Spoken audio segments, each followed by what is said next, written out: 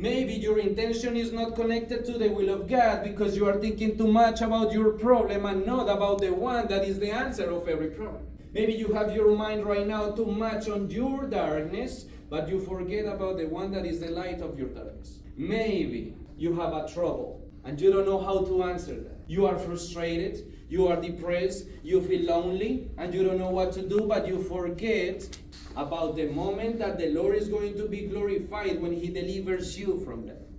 Where is your mind right now? In the death of Jesus or in His resurrection?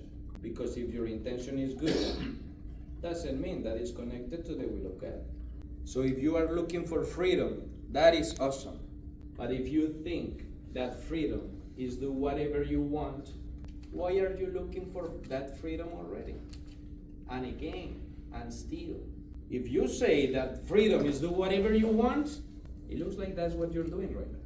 But David, how can I get that freedom then? The real freedom comes when you become a slave for Christ.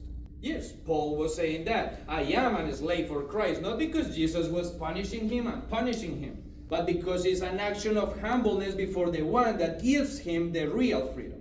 And he was in prison. He has freedom while he is in prison, and I'm seeing a lot of people right now and on the streets, in ground 40, in my own family, that they are prisoners without being in prison.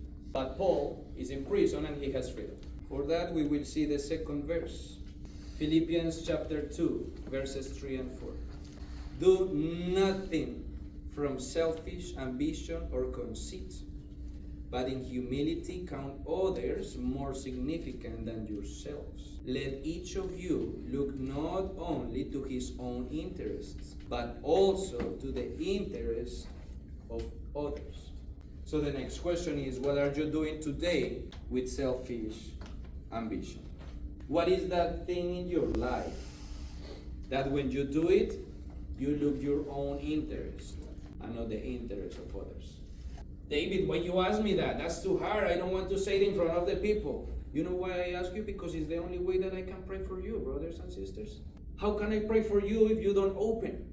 In the Bible says that we are apart from animals because we can reason. They cannot.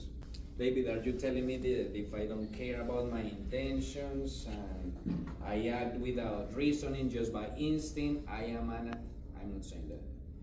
The Bible is saying it. Right. When I first came back to church, I wanted to serve God, but I wanted to do it because I wanted to be good. But then He was like, you do it because I'm good, not because you're good. Mm-hmm. Yeah. And that's good because this is not about who you are. Yeah. This is about who He is. This is not about what you do. This is about what He did for you on the cross. This is not about how much you can love God.